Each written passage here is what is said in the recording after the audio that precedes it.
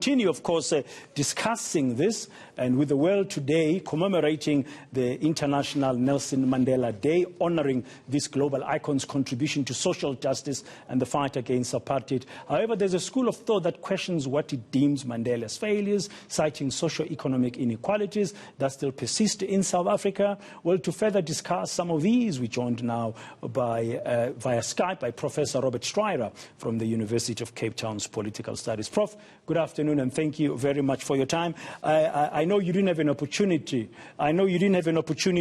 To listen to the United Nations Secretary General Antonio Guterres earlier this afternoon, but he really spoke about what he called the inequality pandemic. And we know that in South Africa, it's really very much with us. As Trevor Manuel said a short while ago when I was talking to him, it's time for us to do things and stop talking and just relying on the beautiful documents that we have, like our Constitution. It gives us the direction, but we're not doing the right things. I think what we really have to do is to realize we have to start from where we are and then have a clear vision of where we want to go. And that really means we have to accept the world as it is, not as we want it to be. And I think this is perhaps the major error which we've made in the last 25 years. We've confused where we want to go with how we go there.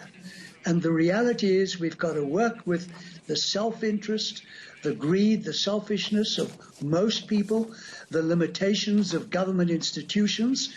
But I think the beginning of reality and where COVID comes in is the world is really organized around small communities, cities, governments, states.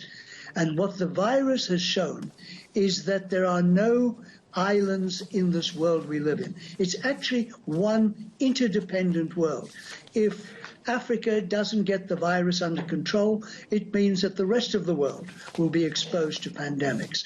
So we have to start with the recognition that we have established a world that is no longer relevant. We need to look at our structures of government. We have to look at individual responsibility. We have to move from the past to the future. And at the moment, we're stuck in the past.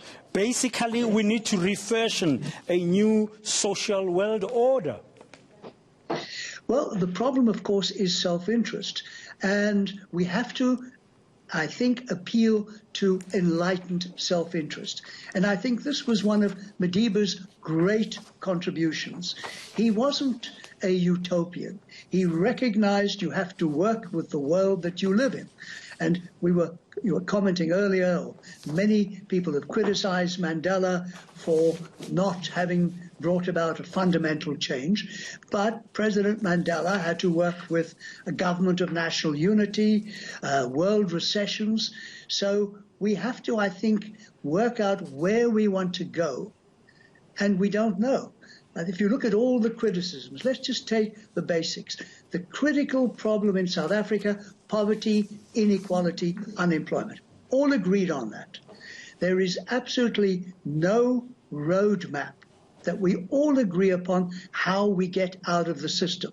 So people spend a lot of time bewailing the poverty, criticizing the past, Mbeki, Mandela, but nobody is really drawing up a map. And that's what we need, and that perhaps in a way is what former Minister Trevor Manuel was hinting at, that we need people. I think one thing we've learned, government is not going to save us. We will have to save ourselves. Government can provide a roadmap. Government can help empower us.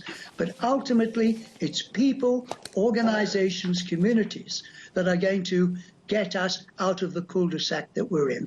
Thank you very much, Professor. That's Professor Robert Schrire from the University of Cape Town. And on the other side of 5 o'clock, I'll be speaking to some political leaders and get their reaction on the speech delivered a short while ago by the United Nations Secretary General Antonio Guterres, and how to deal with the issues that were raised here. We just had some views from Professor Robert Schrire and also from Trevor Manuel.